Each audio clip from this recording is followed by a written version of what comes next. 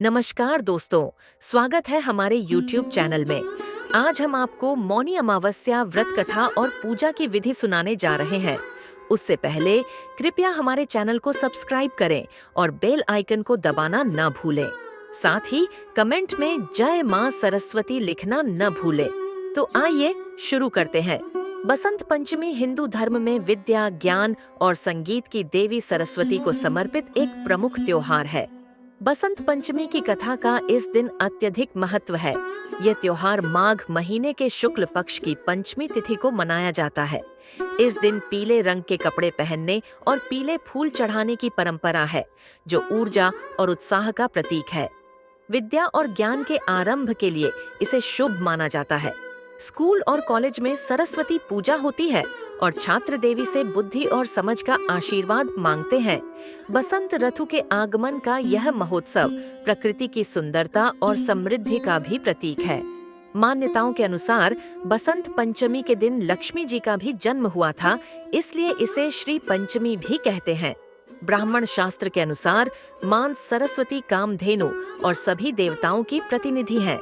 इस दिन मां सरस्वती का आवाहन कर कलश स्थापना की जाती है और उनकी पूजा की जाती है, जिसमें बसंत पंचमी की कथा भी पढ़ी जाती है। बसंत पंचमी कथा पौराणिक मान्यताओं के अनुसार जब ब्रह्मांड के निर्माता ब्रह्मा जी ने जीवों और मनुष्यों की रचना की और सृजित सृष्टि को देखा, तो उन्होंने महसूस किया कि यह निस्तेज है। वातावरण बहुत शांत था तथा उनमें कोई आवाज या हलचल नहीं थी। उसी समय भगवान विष्णु के आदेश पर ब्रह्मा जी ने अपने कमंडल से पृथ्वी पर जल छींटा।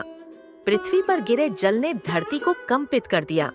तब एक चतुर्भुज सुंदर स्त्री एक अद्भुत शक्ति के रूप में प्रकट हुई।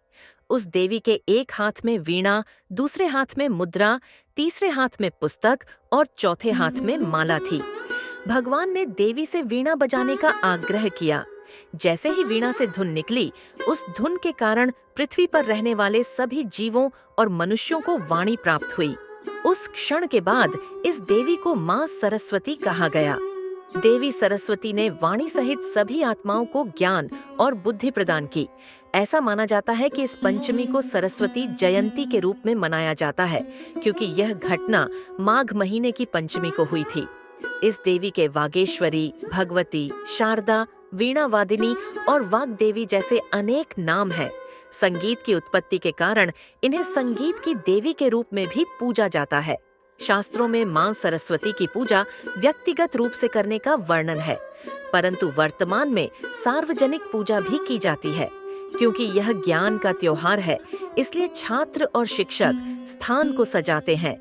विद्यारंभ संस्कार के लिए यह सबसे अच्छा दिन माना जाता है। बसंत पंचमी का दिन सभी प्रकार के शुभ कार्यों के लिए बहुत शुभ माना गया है। पुराणों में बसंत पंचमी को नई शिक्षा और गृह प्रवेश के लिए अत्यंत शुभ माना गया है।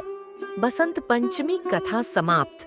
यदि आपको यह कथा पसंद आई हो तो इसे ज्यादा से ज्यादा शेयर करें और इस तरह की और भी कथाएं सुनने के लिए हमारे चैनल को सब्सक्राइब करना न भूलें। धन्यवाद।